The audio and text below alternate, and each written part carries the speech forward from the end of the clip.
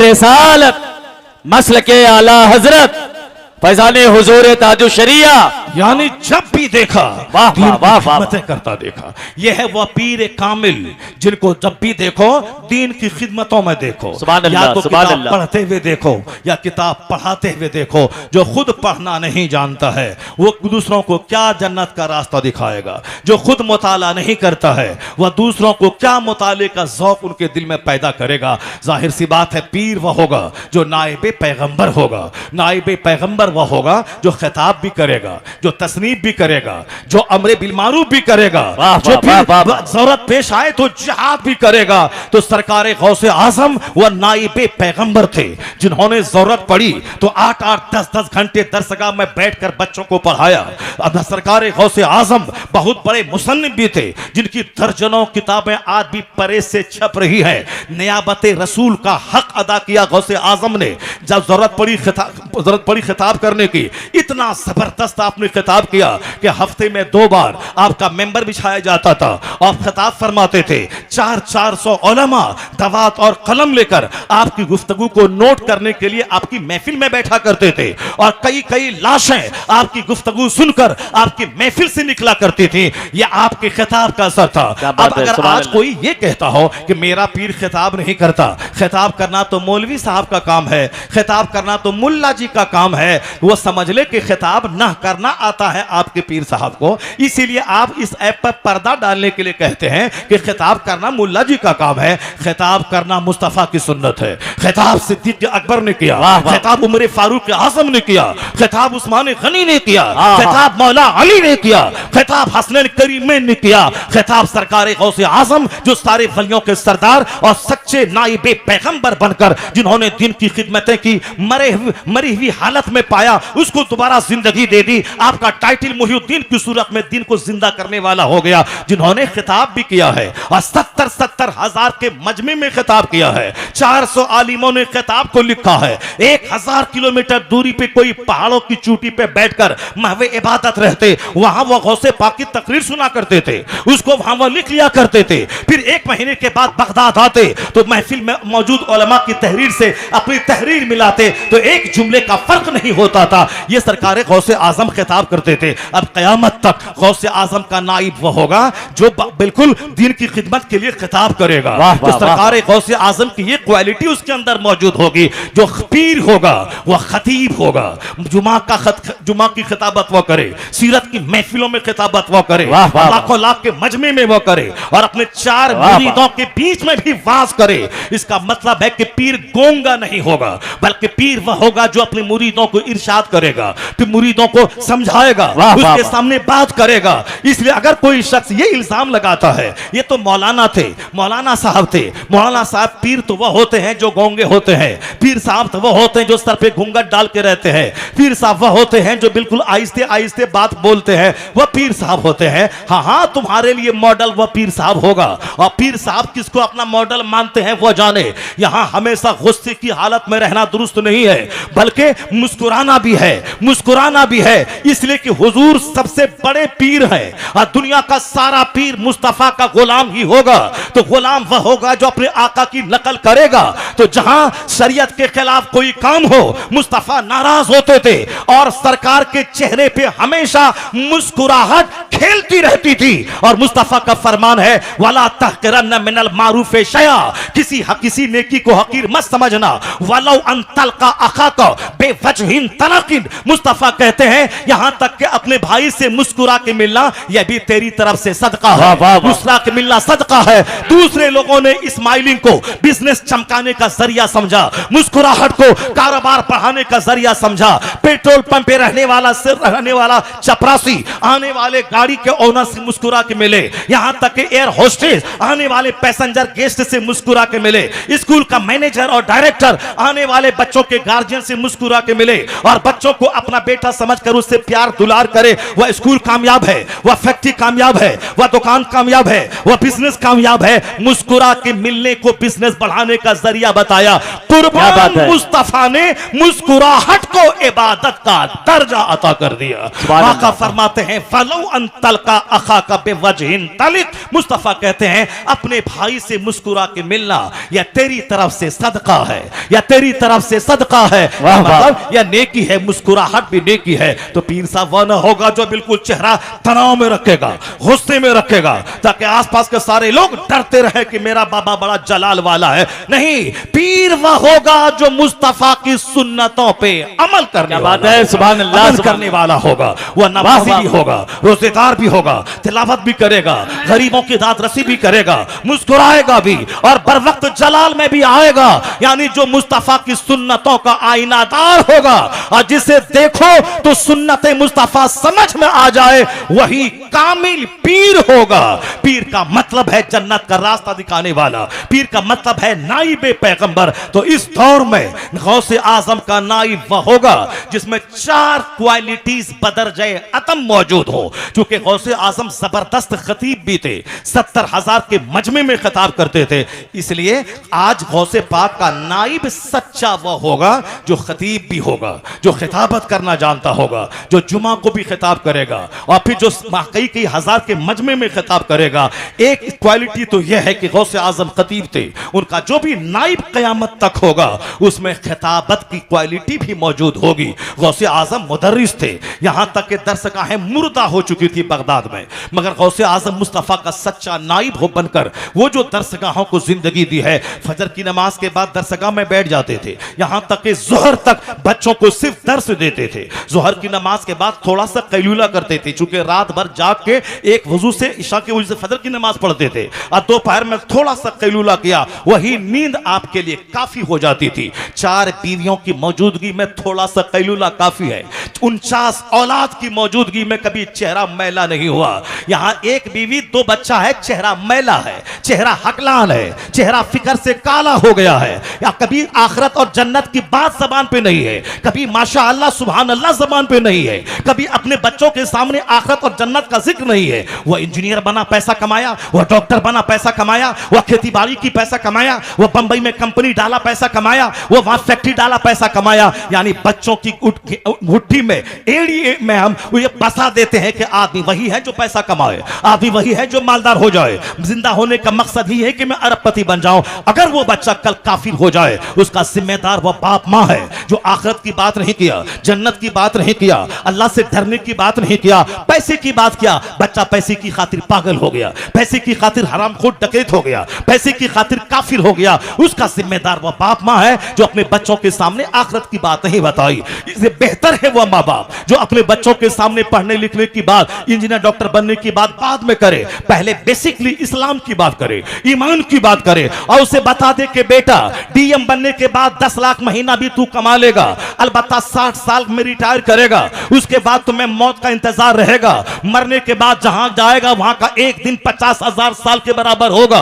दुनिया का 100 साल 1 मिनट है उसके मुकाबले में। यहां चाहे डीएम बनो के एसपी बनो के प्रधानमंत्री बनो, मगर अंजाम आखिर मौत है। इसलिए डीएम बनना मगर ईमान हाथ से जाने मत देना, मास्टर बनना ईमान हाथ से जाने मत देना, प्रोफेसर बनना ईमान हाथ से जाने मत देना, दारोगा बनना मगर नमाज रोजा तकवा तहारत हाथ से जाने मत देना। तो कामयाब बाप है वो जो अपने बच्चों को दुनिया की बेहतरी का राज भी बताए और इससे ज्यादा आखिरत की कामयाबी का राज बताए। दुनिया मिले ना मिले, अगर जन्नत सलामत है तो सब कुछ सलामत है। इसलिए कामयाब है बाप वो जो अपने बच्चों को आखिरत की बात बताए। सरकार गौसे आजम की मां ऐसी जबरदस्त मां थी जिसने अपने बेटे की घुट्टी में बचपन से ही उन्होंने दीन सिखाना शुरू किया। गौसे आजम के वालिद गिरामी इस तरह मुहज्जब और नेक थे कि सारी दुनिया जान रही है किस कदर रात गुजरती थी और कैसा दिन गुजरता था। तो बुजुर्गान दीन की शख्सियत को सींचने में उनकी मां का बड़ा रोल रहा है, उनके बाप का बड़ा रोल रहा है, और आज के बच्चों को बिगाड़ने में मां का बड़ा रोल रहता है, बाप का बड़ा रोल रहता है। जो माँ बाप आपस में गीदड़ की तरह लड़ते रहें, उनका बच्चा खुश अखलाक कभी नहीं होगा, उनका बच्चा बद अखलाक होगा, उनका बच्चा गसीला होगा, उनका बच्चा हमेशा लड़ने झगड़ने का आदी होगा, क्योंकि यह तरबियत उन्होंने माँ बाप से सीखी है। और जिस घर में माँ बाप बच्चों के सामने नहीं लड़े, माँ बाप की जबान सुथरी हो, माँ बाप की जबान बिल्कुल सिविलाइज्ड हो, वहां बच्चे किसी दरसगाह में पढ़ने बाद में जाए, मगर माँ को सुन सुनकर उसकी जबान भी फंसी हो जाती है। जिसकी माँ फंसी उर्दू बोलती हो, उसका बच्चा नहीं बोलेगा कि अजान हो रहा है, उसका बच्चा नहीं बोलेगा कि नमाज हो रहा है, उसका बच्चा नहीं बोलेगा कि दाल बहुत मोटा है, उसका बच्चा नहीं बोलेगा कि रोटी बहुत सूखा है, नहीं बोलेगा। क्योंकि माँ जो मातृ जबान, मातृभाषा जिसके कहते हैं कि बच्चा अपनी माँ की जबान को नकल करता है। बच्चा एक दिन का हो, उस दिन से माँ बाप की नकल शुरू कर देता है। उस वक्त में यह लाशऊर में माँ की सारी बातें रहती है, लेकिन जब बच्चा शऊर की उम्र को पहुंचता है, यह लाशऊर के स्टोर रूम में जितनी बातें हैं वह सब धीरे धीरे वहां से आके जबान के रास्ते से बाहर निकलती है। इसीलिए अब आप चाहे उनके दिमाग में चाहे गाली दे दें, चाहे फहश बात दे दें, और ताकि बच्चा जब बोलने लगे तो उसकी जबान से वही कुछ निकलेगा जो आपने उसके स्टोर में, अनकंसस के स्टोर में, लाशऊर के जखीरे में आपने जमा किया है। जिसकी माँ पढ़ी लिखी हो, जिसकी माँ मुहज्जब हो, वह बोलेगी बेटा चुप रहो, अजान हो रही है, अब्बू नमाज के लिए गए हैं, जमात हो रही है, बेटा रोटी खा लो, रोटी सूखी रहे कुछ भी रहे उसमें ऐब नहीं लगाना चाहिए, दाल चाहे पतली रहे या गाढ़ी रहे, जो सामने मिले खा लेना चाहिए, खाने में ऐब नहीं निकालना चाहिए। हम जिस पैगंबर का हम कलमा पढ़ते हैं, हमारे पैगंबर ने कभी खाने में ऐब नहीं लगाया कि दाल पतली है या रोटी सूखी है या फला ग़िज़ा अच्छी नहीं है। नहीं, जब दिल चाहता तो खा लेते,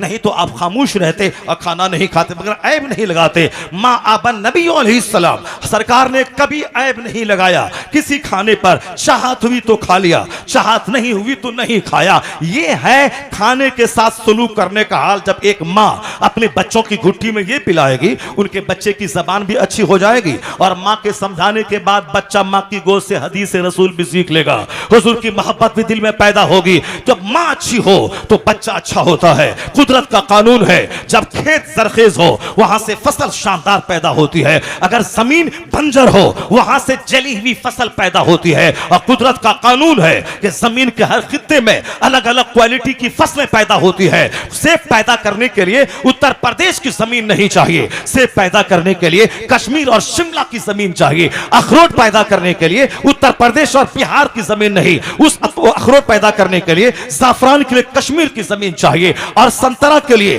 बिहार की जमीन नहीं, संतरा के लिए महाराष्ट्र के नागपुर के एरिया की जमीन चाहिए। बासमती चावल के लिए कश्मीर की जमीन नहीं, उसके लिए राजस्थान, उड़ीसा, आंध्र प्रदेश, बिहार की जमीन चाहिए। इसका मतलब निकला धान की जमीन अलग, आम की जमीन अलग, जामुन की जमीन अलग, सेब की जमीन अलग, जाफरान की जमीन अलग, अखरोट की जमीन अलग। हर जमीन से सारी फसलें पैदा नहीं हो सकती हैं, तो हर माँ के पेट से कुतुब नहीं पैदा हो सकता है, नहीं पैदा हो सकता है, वली नहीं पैदा हो सकता है। इसलिए तो मुस्तफा ने फरमाया, निकाह करने में दुनिया के लोग चार चीजें देखते हैं, मगर तुमको मैं नसीहत करता हूं, उन चार में से एक जो दीन है उसको तरजीह देना। तुनकहुल मरअतु ले अरबा, ले मालिहा वले जमालिहा वले हसबिहा वले दीनहा। यानी निकाह में आमतौर पर लोग चार चीजें देखते हैं, कोई माल देखता है, हुस्न देखता है, खानदान देखता है, दीन और अखलाक भी देखा जाता है। मुस्तफा कहते हैं फज़फर बेज़ाति दीन, मैं तुमको कहता हूं दीन को तरजीह देना।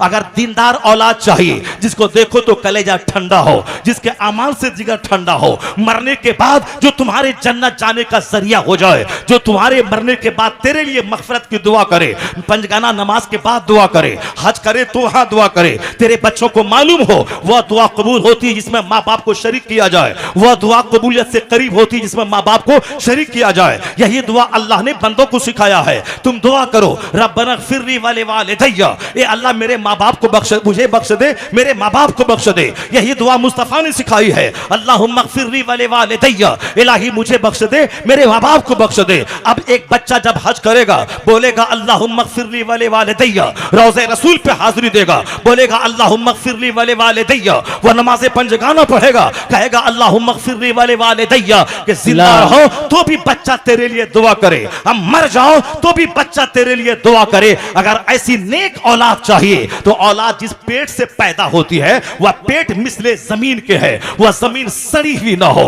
यानी वह जमीन सनीमाबाज ना हो, वह जमीन झूठी ना हो, वह जमीन अल्हड़ ना हो, वह जमीन अजनबी मर्दों की गोद में झूलने वाली ना हो, वह जमीन लुच्ची लफंगी और लबरी ना हो, बल्कि वह जमीन सेफ हो, जब वो जमीन महफूज हो, जमीन वह जरखेज हो, तब वहां से फसल अच्छी पैदा होगी। कुदरत का कानून तुमने नहीं देखा, जब मां हुई फातिमा ज़हरा के रात भर इबादत है, एक सजदे में सहर हो जाए, और दिन भर बाप ऐसा के जिहाद है और दिन की खिदमत है, और दिन में शोहर बच्चों की खिदमत है, जोहर असर मगरिब इशा है, और रात में नफल के लिए खड़ी हुई, एक सजदे में सहर हो गई। जब मां हुई फातिमा ज़हरा और बाप हुए मौला अली, रात में हुए इबादत, दिन में हुए इबादत, तो फिर क्या हुआ? उसी कोख का बच्चा कुदरत के कानून के हिसाब से जो तवल्लुद हुआ, वह कयामत तक के सारे नौजवानों का, जन्नती नौजवानों का सरदार, मुजाहिदीन का सरदार, वलियों का सरदार, हसनैन करीमैन की सूरत में पैदा हुई।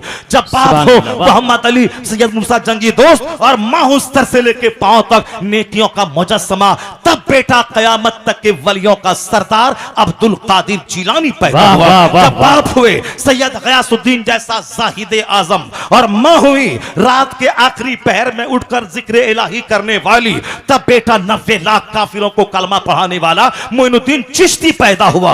और जब बाप हुए सैयद अहमद अली बुखारवी, और मां हुई अपने जमाने की राबे असर, तब बेटा चपरासी से लेके बादशाह तक तहज्जुद पढ़वाने वाला निजामुद्दीन देहलवी पैदा हुआ। और जब बाप हुए मुफ्ती नकी अली खां जैसा अपने जमाने के टॉप मुफ्ती में एक, और मां हुई तहज्जुद गुजार, तब बेटा कई करोड़ मुसलमानों के ईमान का तहफ्फुज करने वाला मुजद्दिद आजम अहमद रजा खां फाजिल बरेलवी पैदा हुए। और जब परदादा हुए आला हजरत, और नाना हुए मुफ्ती आजम हिंद, और दादा हुए हुज्जतुल इस्लाम, और बाप हुए मुफस्सिर आजम हिंद, और मां हुई अपने जेवरात को जरूरतन बेचकर मंजर इस्लाम की तालीम का दरवाजा बंद ना हो, मदरसिन की तनख्वाह दिलाने वाली, तब उसी कोख का बच्चा 10 करोड़ कमोबेश मुरीदों का मुर्शिदे बरहक अख्तर रजा का अजहरी की सूरत में पैदा हुआ। नारे तकबीर, नारे रिसालत, आज जो बच्चे मेरे लफंगे पैदा हो गए, जो हमारे बच्चे लुच्चे पैदा हो गए, जो हमारे बच्चे आज माँ बाप के दिल को दुखाने वाले पैदा हो गए, इसमें 100% कसूर हमारा है कि हमने अपने बच्चों को घर में दीन नहीं सिखाया, हमने अपने बच्चों के सामने हुजूर की हदीस नहीं पढ़ी, हमने अपने बच्चों के सामने रोजाना कुरान पाक की तिलावत नहीं की। ऐसा थोड़ी होता है कि चलें पूरब और पहुंच जाएं काबा, काबा न रसी राबी की रह के मी रबी बतुर्किस्तान, ए राबी तू काबा नहीं पहुंच पाएगा, इसलिए कि जिस रास्ते का सिलेक्शन तुमने किया है यह रास्ता तुर्किस्तान का जाता है। इसलिए इस तरह की महफिलों में अपना टाइम देना चाहिए, इसलिए कि इस तरह की महफिलों में जब तक आप बैठे हैं यहाँ गीबत बंद है, चुगलखोरी बंद है, और यहाँ साहब क्या है कि दूसरों की बदगोई बंद है।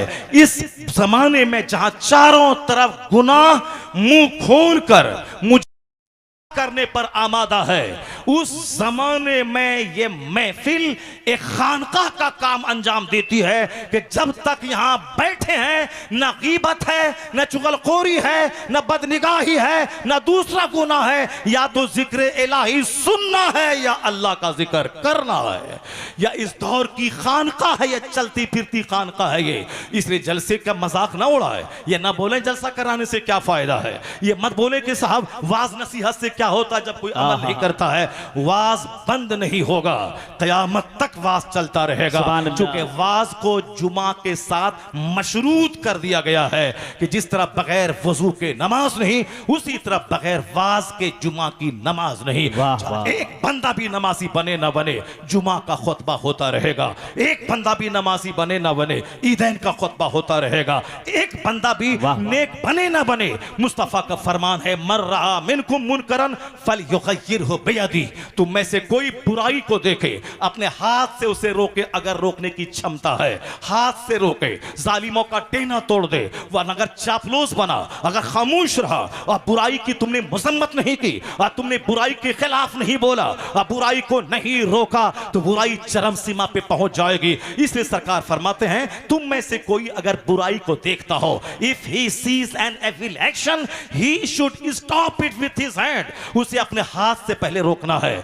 अगर गांव का चौधरी अगर वह वोट के चक्कर में अगर हाथ जालिम का नहीं पकड़ेगा तो समाज में आग लगेगी, समाज में जलजला पैदा होगा, समाज के सारे बच्चे डकैत चोर हो जाएंगे, कोई हक बात बोलने वाला नहीं रहेगा, सारे लोग मस्जिदों में बैठकर तारी शराब पीने लगेंगे। अगर ताकत है तो सबसे पहला सुपीरियरिटी पहली यह है कि उसके हाथ को थाम ले, उसके हाथ पकड़ ले, खबरदार बुराई नहीं होने दूंगा। फैलम यस्तते, अगर हाथ पकड़ने में हंगामा है, हाथ पकड़ने में दिलशिकनी है, हाथ पकड़ने की ताकत नहीं है, यह क्षमता नहीं है, तो हुजूर फरमाते हैं फबेलिसानी, if you are unable to do so, अगर तुम मजबूर है कि हाथ से बुराई को नहीं रोक सकता है, तो शराबी का हाथ नहीं पकड़ सकता है, बलात्कारी का हाथ नहीं पकड़ सकता है, तो जबान से रोको, जबान से बोलो ये हराम है, ये हलाल है, ये जायज है, ये नाजायज है, ये लीगल है, ये इलीगल है, ये गुड है, ये बैड है, ये राइट है, ये रॉन्ग है। बोल यही काम तो मौलाना का है। मौलाना चाहे काला रहे चाहे गोरा, मगर उसको अरबपति पांव चूमते हैं, क्यों?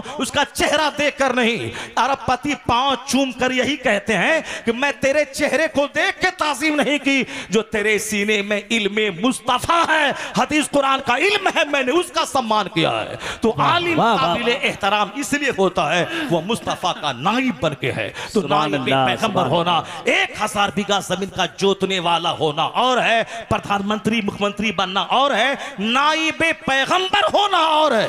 नाइब पैगंबर के बारे में भले ही मशहूर न हो या पीर है कि नहीं है, अगर वो मस्जिद का इमाम आलिम है वो हमारे लिए काबिले एहतराम है, वो नाइब पैगंबर है। अरबपति होना और खरबपति होना और डीएमएसपी होना और है, नाइब पैगंबर होना और है। सुभान अल्लाह। इसलिए आलिम दीन की जो फजीलत मुस्तफा ने बयान फरमाई, फदलुल आलिम अलल आबिद का फदली अला अदनाकुम, मुस्तफा कहते हैं आलिम की फजीलत इबादत गुजार पर, शराबी पापी बदकार पर नहीं, जो इबादत करने वाला है उस इबादत करने वाले पर आलिम की फजीलत ऐसी है जैसी मुस्तफा की फजीलत उम्मत के अदना दर्जे के आदमी पर। का फदली अला अदनाकुम, मुस्तफा तो गौस कुतुब अब्दाल सिद्दीक उमर उस्मान सबसे बड़े हैं, मगर अदना दर्जे का उम्मती है वह जो कलमा पढ़ के मोमिन है। उसके बाद आगे मोमिन के दर्जे हजारों हैं, कोई साले है, नमाजी है, रोजेदार है, तकवा मुत्तकी परहेजगार है, कोई वली है, कोई कुतुब है, कोई अब्दाल है, कोई सिद्दीक है, कोई फारूक है, कोई शहीद है, कोई कुतुब है, बेशुमार दर्जे हैं। लेकिन हुजूर फरमाते हैं तुम्हारे का जो सबसे अदना आदमी है उस पर जो मुस्तफा को फजीलत हासिल है, वही फजीलत एक आलिम को इबादत गुजार पे हासिल है। आलिम को चाहिए वह मकान दौलत के चक्कर में कभी अपने वकार को मजरू न होने दें, हर वक्त आलिमाना वकार के साथ रहे। और आलिम का सबसे बड़ी ड्यूटी यह है अमर बिल मारूफ करते रहे, लोगों को समझाते रहे, चाहे लोग बुरा माने कुछ भी माने, जुमा का खिताब होता रहेगा, जो ईदैन का खिताब होता रहेगा। इसलिए आलिम अमर बिल मारूफ की वजह से लयुसल्लूना अला मुअल्लिमिन नासिल खैर, इसकी वजह से आलिम मुमताज होते हैं। तो जो आलिम होगा वही पीर होगा, और जो नाइब गौस होगा वह खतीब होगा, वह मुदर्रिस भी होगा। और फिर उस जमाने में सारे पीरों में मखलूक का वह मरजा होगा, अमर बिल मारूफ करने में सबसे आगे होगा, यानी मुत्तकी आजम होगा। अपने जमाने का मुत्तकी, अपने जमाने का सबसे बड़ा खतीब, अपने जमाने का सबसे बड़ा मुसन्निफ, अपने जमाने का सबसे बड़ा मुदर्रिस। गौसे आजम ने किताबें लिखी, गौसे आजम दरसगाह में पढ़ाया, गौसे आजम ने खिताब किया, और गौसे आजम अपने जमाने के अवाम खवास सबका मर जाते। इस जमाने में बता दे कि एक अच्छा खतीब भी लाजवाब हो, मुदर्रिस भी लाजवाब हो, एक सब मुसन्निफ भी लाजवाब हो, और मर जाए खलाइक कि अवाम तो अवाम, मर्द तो मर्द, औरत तो औरत, आलिम गैर आलिम, सबकी जबान पे यही था कि मैं मुरीद हूंगा ताजुल शरिया से, मैं मुरीद हूंगा ताजुल शरिया से। क्या देहाती, क्या शहरी, क्या अरबपति, क्या चपरासी, और जहां चले जाए 50 साल में जहां उतने लोगों को मुरीद कोई ना किया हो, चंद घंटे की महफिल में पूरा इलाका जिसका दीवाना हो जाए, यह पॉपुलैरिटी, यह मकबूलियत, यह खुदादाद मकबूलियत के मखलूक मुल्क का जो मरजा हो, अवाम का, उलमा का, वो तनहा ज़ात 5 साल पहले वो ज़ात थी सरकार ताजुश शरिया की।